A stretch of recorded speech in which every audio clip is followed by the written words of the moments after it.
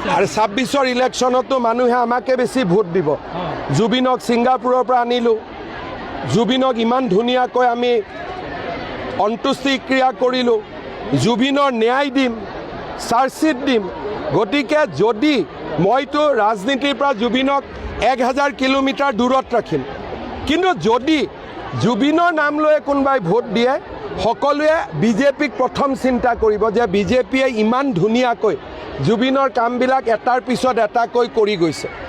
কিন্তু মই জুবিনৰ নামত ভোট নিবিচাৰোঁ, তেওঁ ৰাজনীতিৰ পৰা 1000 কিলোমিটাৰ দূৰত থকাটো মই বিচাৰোঁ। কোনো বৈতৰণি নাই, কোনো এইবিলাক ইছ্যু নাই।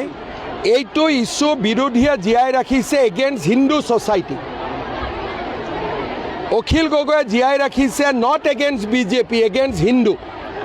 কয় জুবিনৰ জাতি নাই, কি তেওঁ অসমীয়া নহয়? জুবিনৰ ধৰ্ম নাই, তেওঁ কি হিন্দু নহয়?